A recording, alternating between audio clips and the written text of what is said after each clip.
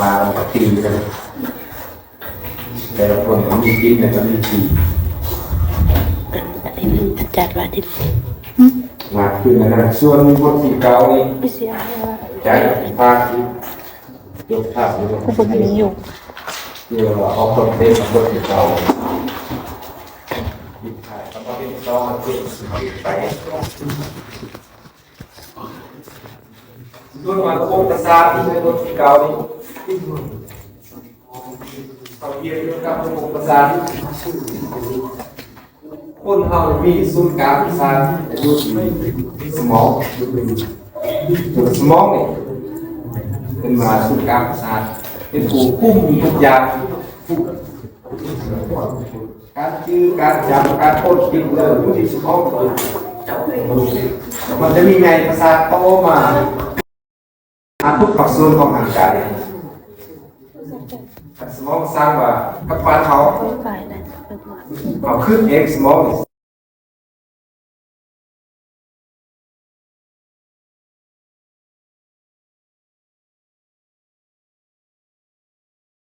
สมองก็ให้ไปเห็นคุมในเม็ดทุกอย่าง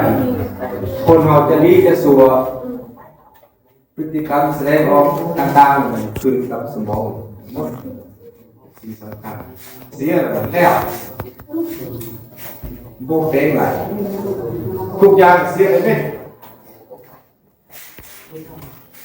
คือคนเราว่าคนปฏิเหตุแกนพูดคาแต่สมองยังดีเดี๋ยวยังเป็นคนไหนเป็นคนดีไหนสมองนี่เขามีคุณภาพเสื่อมหรือแล้วคนเรา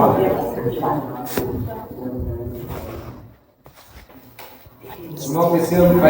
เกย์กันแล้วคนเบอร์คนจ้าคนเบอร์คนเสียเซนก็เป็นตึงสมองเสียเซนกับสมองเสียจะกินเมื่อกินกะทิเยอะดีสมองจะแกโซ่เยอะเกย์ขึ้นสมองฟุ้งเม็ด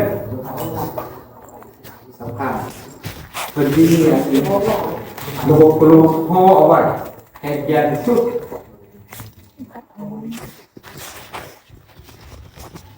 ลูกพ่อว่าลูกพวกมัน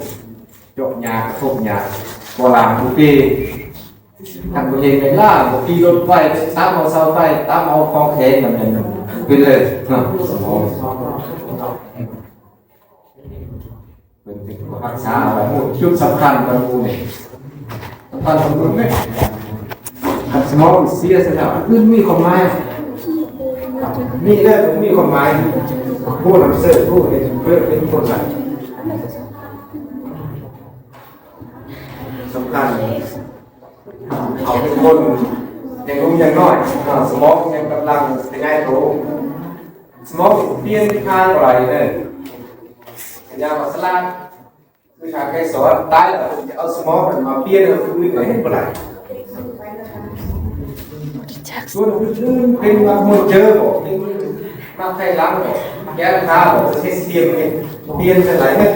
แต่สมองเนี่ยย่อมมีวิทยาศาสตร์ประเทศเรียกว่าสมาร์ทเปลี่ยนเอาสมองคนนั่นมาเสื้อคนนี้อะไรเป็นอะไรขันว่ามันขยายตัวเต็มที่หรอกมันแตกสนามของพวกขยายตัวอีกสมองจะมาเปลี่ยนขนาดพวกเด็กคนหนึ่งพวกนี้